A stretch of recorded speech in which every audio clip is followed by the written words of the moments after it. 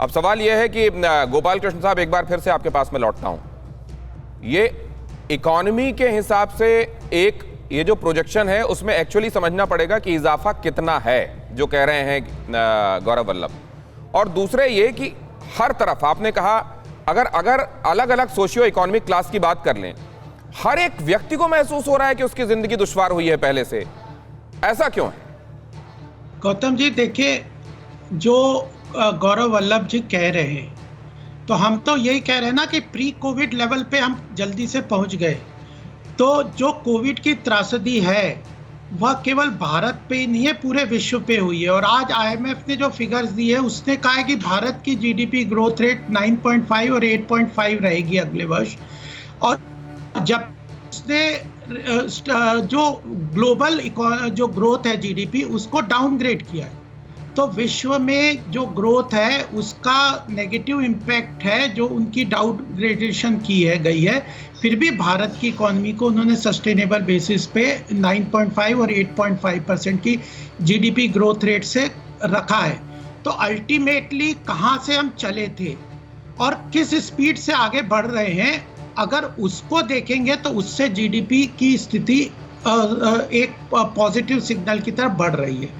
और अगर वर्तमान स्थिति में बेस कम है, ये कम है, तो उसमें तो अगर हमारे 7 साल हैं तो 60 साल तो यूपीए के कांग्रेस के हैं, तो फिर बेस कम है तो बेस की जिम्मेदारी तो इनको अपने ऊपर लेना चाहिए। तो ये अपने हिसाब से बोल दें। दूसरी बात ये है, महंगाई की बात आप बार बार कर रहे हैं, सब कर रहे हैं, ठीक है, पेट्रोल डीजल में दाम में बढ़ोतरी है, उसके में मैं कारण आगे बता सकता हूं जब भी डिस्कशन करेंगे। लेकिन पहली बात यह है कि आज इन्फ्लेशन की फिगर भी आई है, वह पिछले बार के 5.59% से जो पिछली बार इन्फ्लेशन फिगर थी, जबकि वो भी 6% का आरबीआई ने जो टारगेट रखा है उससे कम थी, फिर भी वह 4.3% से बढ़ रही है।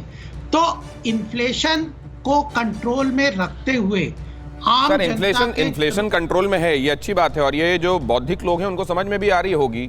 लेकिन सर एक आम आदमी की जेब में क्या बच रहा है सर? सवाल ये, मैं आ रहा हूं सर आपके पास, मैं बाकी मेहमानों के पास एक आपकी इजाजत से एक बार होकर आता हूं, आपके पास आ रहा हूं।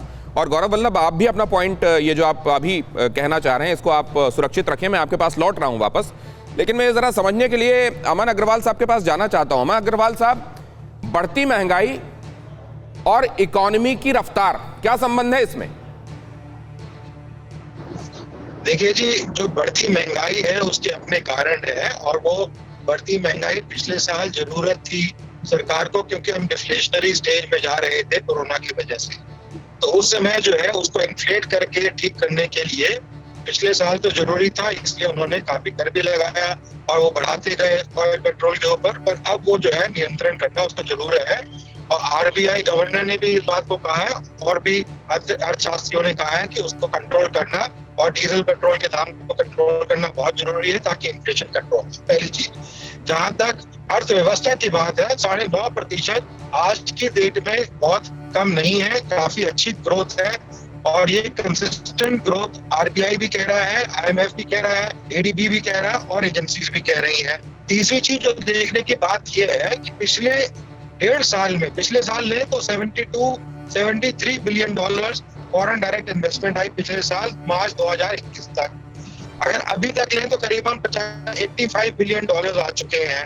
करीबन 6-6.5 बिलियन डॉलर एक महीने में फॉरेन डायरेक्ट इन्वेस्टमेंट आ रही है।